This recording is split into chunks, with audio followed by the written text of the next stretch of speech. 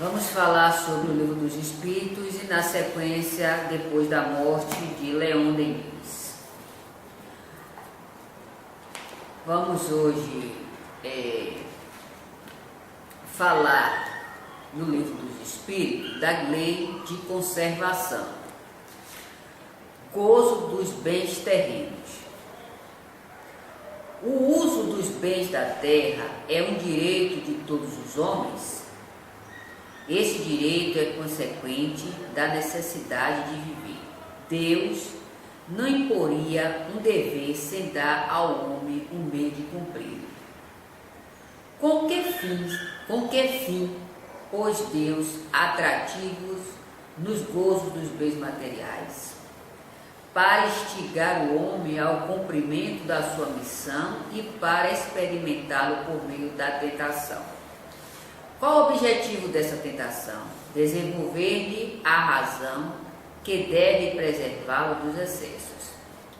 Se o homem só fosse instigado a usar dos bens terrenos pela utilidade que tem, sua indiferença haverá talvez comprometida a harmonia do universo. Deus imprimiu a esse uso o atrativo do prazer, porque assim é o homem impelido ao cumprimento dos desígnios providenciais, mas, além disso, dando àquele o uso esse atrativo, que Deus também experimentar o homem, quis Deus também experimentar o homem por meio de tentação, que o arrasta para o abuso de que deve a razão defender. O interessante nessa questão do Livro dos Espíritos é que no mundo de provas e expiações, o homem tem a necessidade de buscar o melhor. E na busca do melhor, ele sempre criará outras necessidades que ele mesmo terá que suprir. A gente faz uma avaliação na questão no mundo em que nós vivemos. Às vezes, ou muitas das vezes, ouvimos pessoas que são simpatizantes do Espiritismo, porque quem na verdade busca os livros de Allan Kardec como diretriz de explicação da lei divina, jamais irá atribuir esse aspecto deprimente, sofrido e, claro, indecente e imoral que temos, que é a mendigância. Há quem diga, por efeito da simpatia que tem ao Espiritismo, e que no Espiritismo religioso que criaram, o Espiritismo religioso que criaram, atribui que é o karma, Esse é o karma dele. Primeiro, que essa palavra karma não existe no vocabulário da doutrina espírita. O que existe é provas e expiações. Segundo, que essas provas e expiações não está submetida ao homem exercê-la, está submetida à lei divina, E Deus jamais criará constrangimento tal ao seu filho que não lhe dê possibilidade de melhor condição para expiar sua prova. Isso é fato.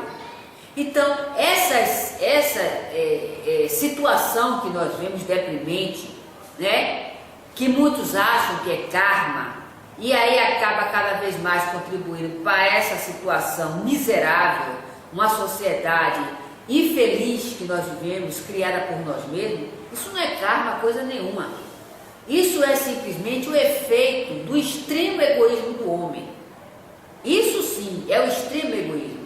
Porque desde quando a gente vê um ser humano igual a nós, há quem diga que é melhor, pelo fato de vestir-se bem e de galgar uma qualidade de ensino, de instrução que o outro não está tendo hoje, mas que já teve, ele está tendo a oportunidade que o outro também já teve. E se ele não tomar vergonha na cara, ele vai perder, entendeu? Não andar de acordo com a letra A, como diz, ele vai perder. Então ninguém aqui é melhor do que outro. Ou melhor, essa ideia que criaram a própria sociedade infeliz que somos, que a sociedade somos nós. O meio, quem cria somos nós. Então nós somos a sociedade. Então, atribuir-se melhor que o outro, porque alisou o banco da ciência, é mero engano. Primeiro que os Espíritos diz que a superioridade do homem não está na brilhante inteligência, mas sim nos sentimentos simples da moral, que é a humildade, a bondade e a caridade. Então, o homem é superior ao outro nesse aspecto de evolução, não no aspecto de inteligência, não na questão de aquisição de condição material, mero engano. Então, esses orgulhosos que dizem ser melhor que o mendigo que está na rua, é porque ainda não se despiu das suas vestes, que faz dele um homem melhor. Despindo-se das suas vestes e do seu orgulho, verá que tudo o que tem nele tem no outro. Basta que ele lembre que a própria ciência demonstra que o mecanismo celular que existe no animal também existe no homem. Então não existe diferença entre nós. Então, como muitos ainda atribuem que essa condição que nós vivemos de miséria, de fome, de necessidade, seja um karma, infelizmente, a visão restrita e até distorcida do que é o Espiritismo. Da mesma forma é quando uma criatura vira e diz: isso é uma extrema ignorância. Eu não quero ser rica porque a riqueza é o mal. O mal não está em nada. O mal está em nós. O homem não é construído pelo meio, ele que constrói o meio. Se a riqueza ao qual ele atribui que é o mal, é porque o mal está nele. A indecência vem dele. A distorção, a corrupção é puramente dele. Porque as coisas, elas não nos corrompem. Elas não nos corrompem. Nós a corrompemos. Porque nós somos criaturas morais, nós pensamos, nós agimos, temos atitudes. Então, não é as coisas que têm inteligência como muitos atribuem. Então, ser pobre ou ser rico, a indecência é da criatura. Então, quando ela atribui nesse aspecto, conta em tantos outros, né? Ah, eu não vou morar em tal lugar porque só tem ladrão. Não é assim que dizem? Bom, se ela atribui que só tem ladrão, porque ela anda lá, né? Porque todo lugar, olha, onde existe o homem, existe suas imperfeições. Isso é fato. Isso é fato. Agora, claro, tudo na vida tem que ter a sua distinção. Você que tem que distinguir as amizades, a linguagem, o critério de vida que você tem que admitir para si. Da mesma forma como muitos dizem: eu assisto tudo, eu ouço tudo. Eu não, eu faço minha seleção, porque eu tenho esse direito. Eu sei o que é bom para mim, eu sei o que é indecente e o que é decente. Então não é porque eu vivo no meio onde só há indecência que eu vou ser indecente. Não. É aí que os espíritos dizem: quando a criança, ao nascer, ela mostra o seu estado de virtude ou de invirtude. Isso é fato, né? Então, as coisas ao qual nós adquirimos e com ela nós nos tornamos indecentes, não é porque nós a adquirimos, não, é porque nós somos indecentes, só estamos usando o meio, né? Aí que vem a questão da parábola das bem-aventuranças, né? Onde está escrito pelos apóstolos as bem-aventuranças de Jesus. Bem-aventurados os pobres de espírito, bem-aventurados os que choram, bem-aventurados os que têm sede de justiça. Mas levando para a questão científica, o homem só pode compreender essas parábolas no teor moral vinculado à busca de saber quem ele é. Porque desde quando eu vou agir? Bem-aventurados os pobres de espírito. Os estúpidos diz que os estúpidos atribui ser pobre de espírito àquele que nada tem, né? Que eles dizem, são tomados como pessoas medíocres. É pobre de espírito, porque não tem nada, né? Mas o pobre de espírito que Jesus atribuiu é a criatura simples, com sentimentos nobres, né? Então, daí a gente vê a distorção das ideias que Jesus colocou como diretriz para o homem se melhorar. Assim está lá no livro dos apóstolos, né? Se foi Jesus ou não que falou, a ideia ela é válida, ela está dentro de um raciocínio lógico. Bem-aventurados que têm fome e sede de justiça. Quantos de nós somos enganados, né? Vilipendiados, roubados, injustiçados? Mas será que essa sede de justiça, para o homem que não compreende, vai aceitar? Para o homem que só está sendo levado até o túmulo, ele vai compreender essa fome e sede de justiça que será vista pela lei ao seu retorno, à sua vida real? Ou ele vai buscar se vingar, tirar partido daquilo que lhe fizeram? Então, para que o homem compreenda essa diretriz ao qual Jesus, aqui, como disseram os apóstolos, falou, ele tem que primeiro saber quem ele é, de onde ele veio e para onde ele vai. Senão, ele toma tudo isso primeiro como sentimentalismo. Vai se tornar um idiota, um imbecil em meio de uma sociedade que vai esmagar. Não é verdade? É. Porque quando você leva a ideia moral para o campo religioso, para as ideias dogmáticas, você acaba sendo esmagado. Né? Você acaba sendo esmagado. Bem-aventurados que têm fome e sede de justiça.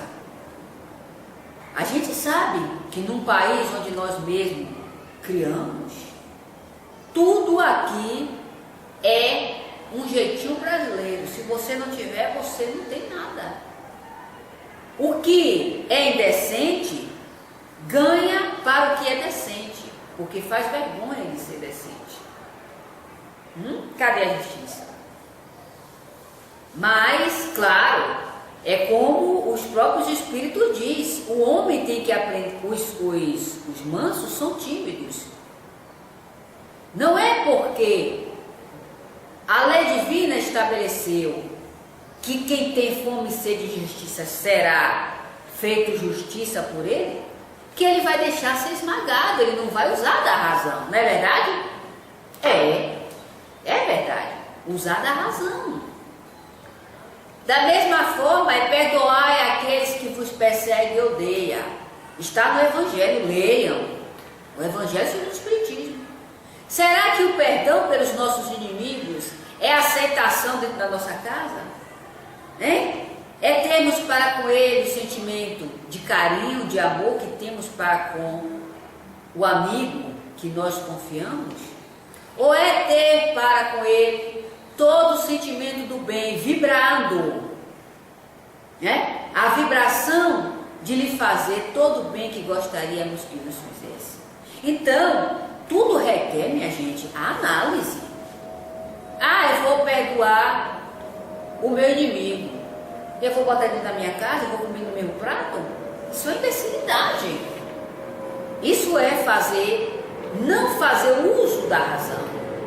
Agora, claro, perdoar os nossos inimigos e orar pelos que nos perseguem constitui uma lei moral, uma lei de solidariedade em que diz que todos nós nos devemos uns aos outros, né? E que devemos fazer aos outros independente. É aí que entra a questão de muitos que são religiosos atribuir que eles são os escolhidos de Deus. E aí acaba atacando o seu semelhante como se Deus tivesse para com ele todos os caprichos, só para com ele. E ataca o seu semelhante como o seu inimigo, porque ele não aceita as ideias que ele aceitou. Quem aceitou foi ele. Continue. E tomam como inimigo. Em todos os aspectos da vida, eles querem obrigar-nos a aceitar suas ideias. De forma nenhuma. E aí acaba trazendo suas ideias para um círculo de ofensa, como se nós fôssemos os seus inimigos. Essa é a lei da caridade entre nós. É assim que o que Jesus tanto dissera, faça aos outros o que queres que eles te façam.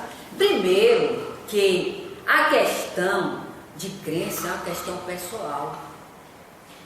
Diz que nós vivemos em um país laico. Nós não vivemos em um país laico. O nosso país ele não é laico.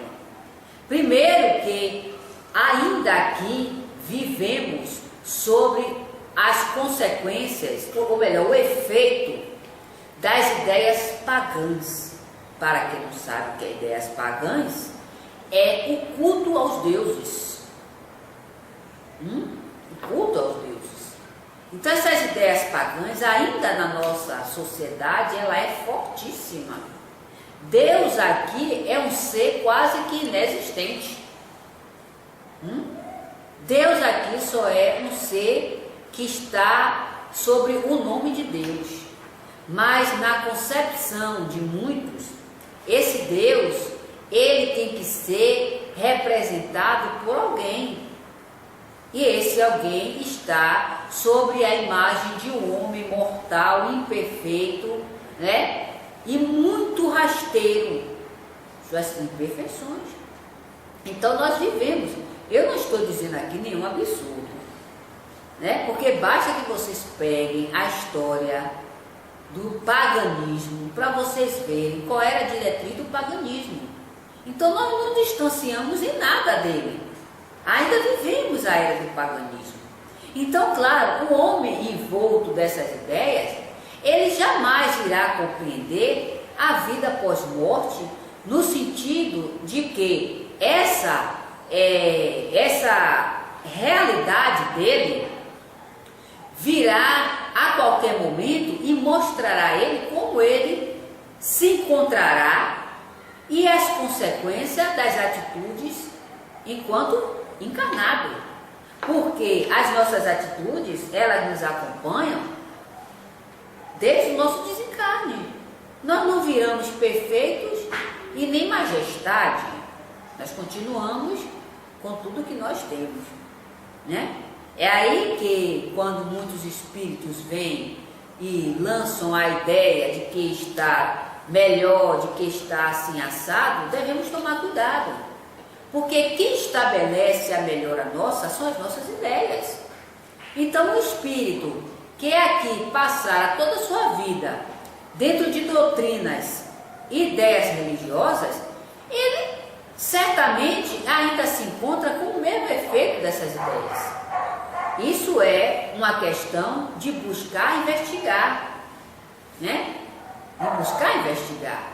Porque não é pelo fato do espírito ter largado o seu corpo sendo ele uma criatura extremamente voltada para os bens materiais, para as seduções, porque nós não deixamos, é válido, não nos enganemos, isso é hipocrisia.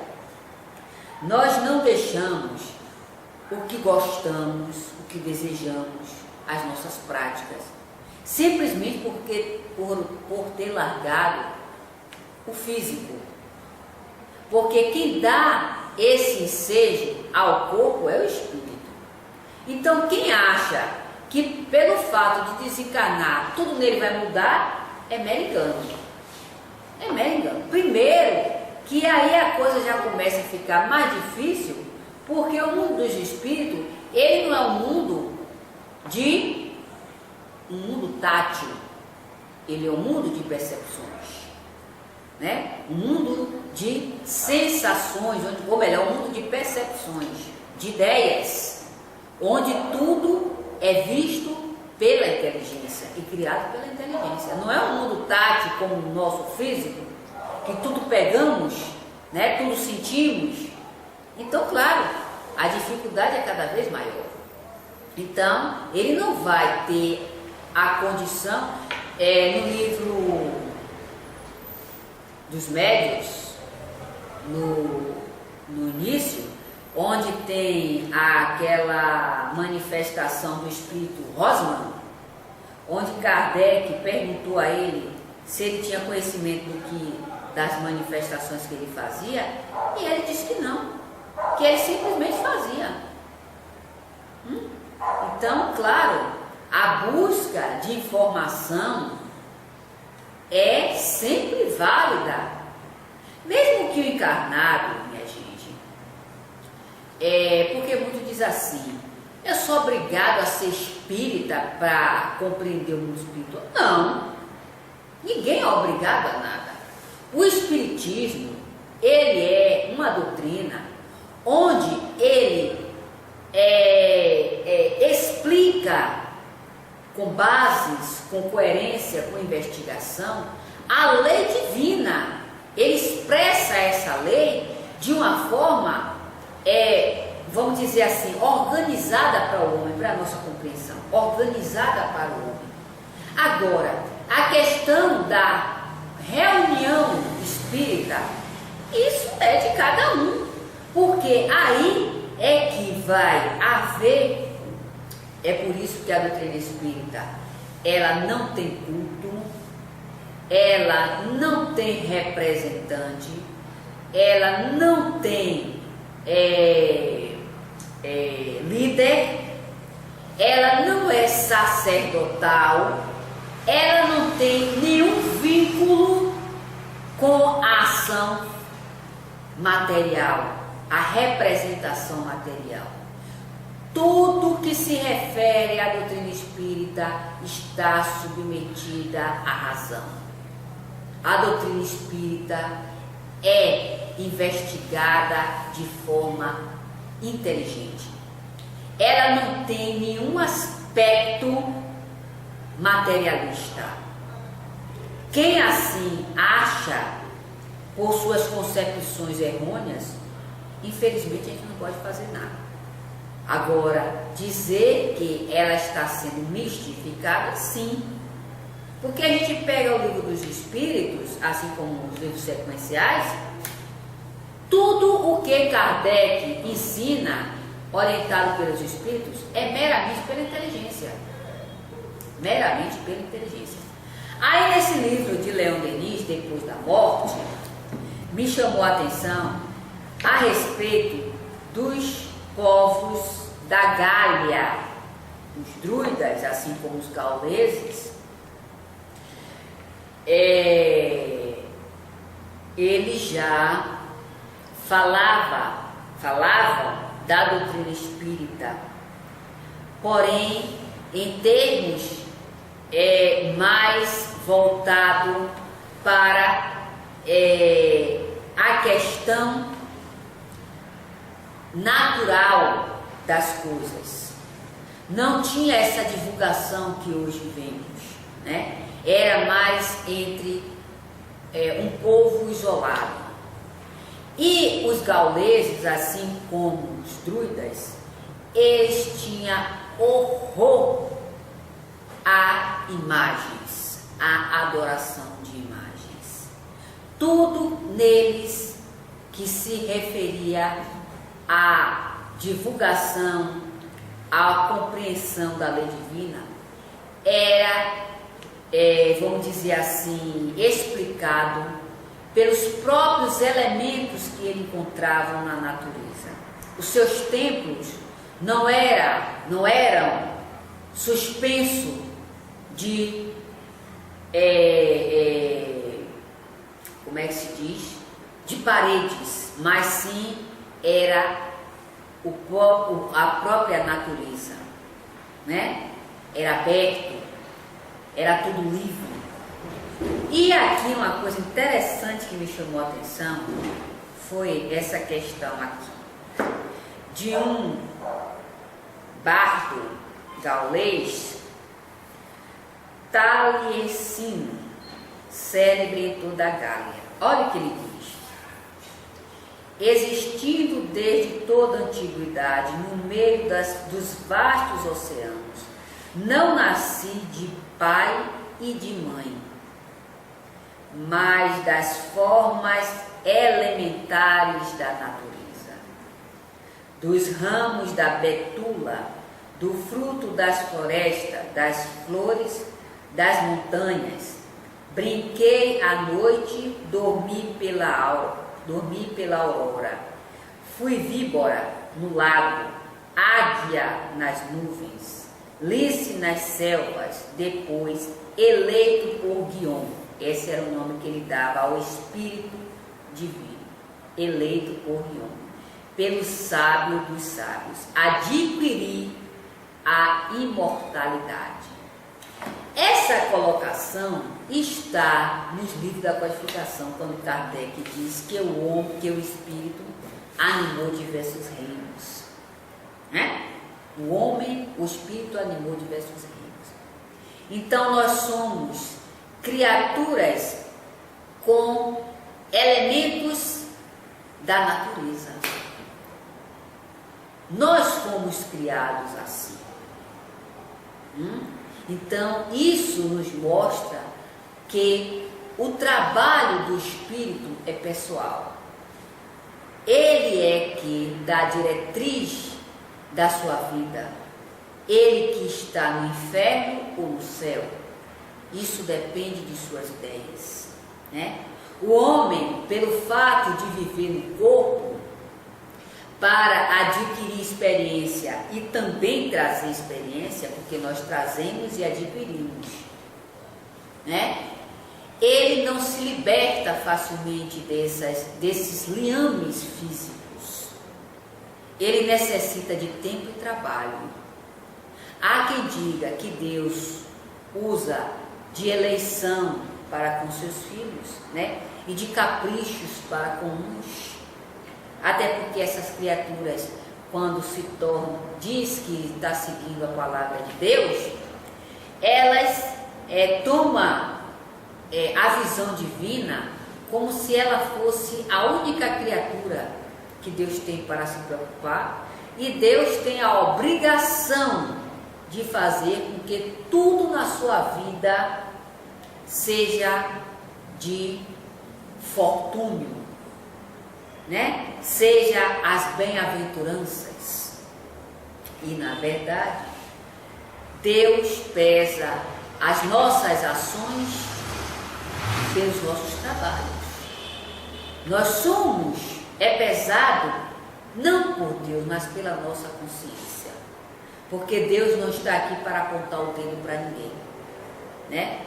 Somos avaliados por nós mesmos, porque essa avaliação é que vai nos dar o inferno ou o céu, né? A diretriz segura ou insegura. Então, tudo requer o trabalho de nós. Não fiquemos achando, pelo fato de eu ser espírita, os espíritos vêm de lá, vai me acarinhar, vai me dar a diretriz como eu devo seguir. Eles já estão fazendo isso. Os livros estão aí para quem quiser ler, estudar. Só não faz quem não quer.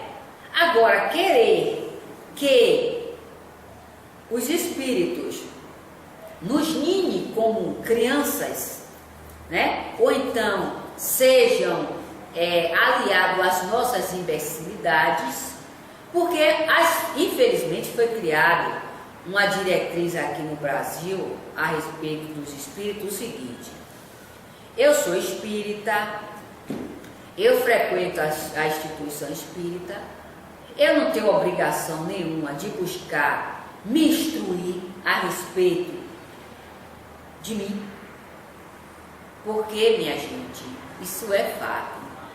Ninguém está buscando nada para o Espiritismo e nem para Deus. Piorou para Jesus. Cada um está buscando a diretriz para a sua própria vida. Porque dia vai chegar de largarmos as vestes, né? Então, claro, nenhum espírito, apesar de quererem tomar os espíritos como alienados, né, ou como retardados, vai ficar nos bajulando, ou vai ficar sendo muleta para nós, coisa nenhuma. Isso está no livro da codificação. Primeiro, que requer de nós trabalho, busca, vontade, né? É como se dissesse que os espíritos pegassem o preguiçoso e levassem nas costas. Ele é preguiçoso, a gente vai levar porque somos espíritos, é espírito de luz, não é assim que atribui? O espírito de luz vai fazer, vai acontecer. A criatura enche a cara de cachaça, pega o carro, bate e desencarna. Os espíritos socorristas. Que espírito socorrista? Da onde? Primeiro, que as suas ações são pesadas. A lei não usa de barganha para com ninguém. Ele foi o principal atuante. Tomou, encheu a cara de cachaça, chegou ali, bateu o carro e desencarnou. Os espíritos socorristas socorrer como? A lei não é irresponsável e não age de acordo com o nosso querer. Não, senhor. Nós passamos pelas consequências daquilo que fazemos. Vocês vão ver isso na questão do suicídio. Na questão do suicídio. A intenção agrava ou atenua, mas não deixa de ser suicídio. Ele não deixa de sofrer as consequências pelas suas atitudes. Da mesma forma é a fome. A fome e a dor não ameniza porque nós socorremos o outro.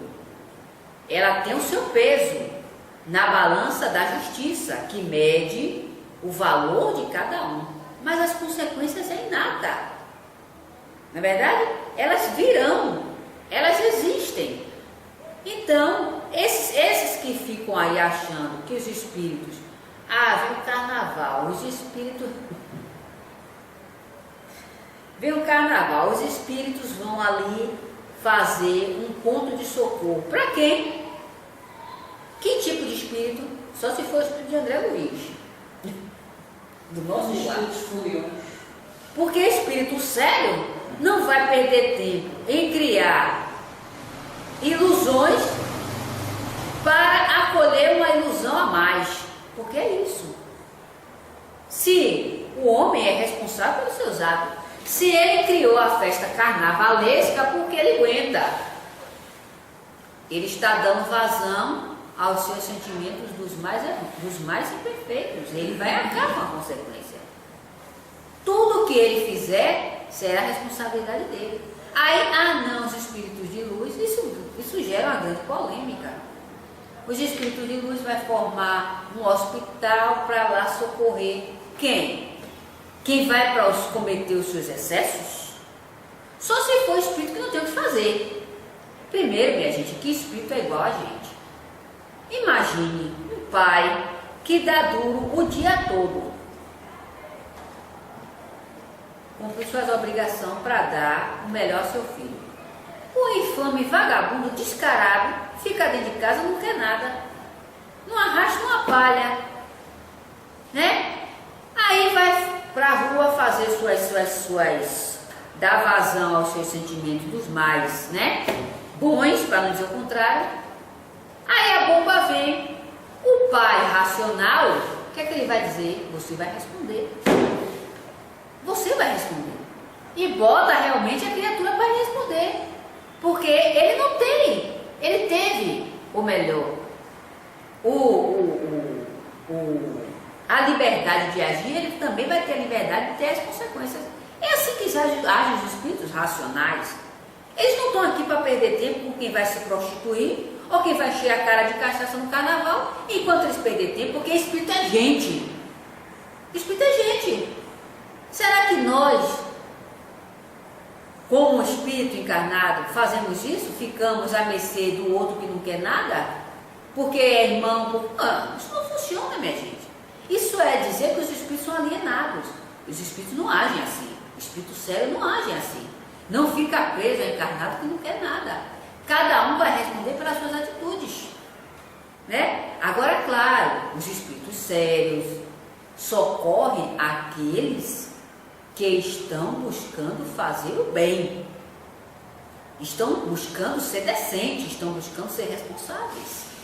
Mas enquanto o neguinho quer dar vazão aos seus excessos, está nos livros da codificação. Estudem, leiam, pesquisem.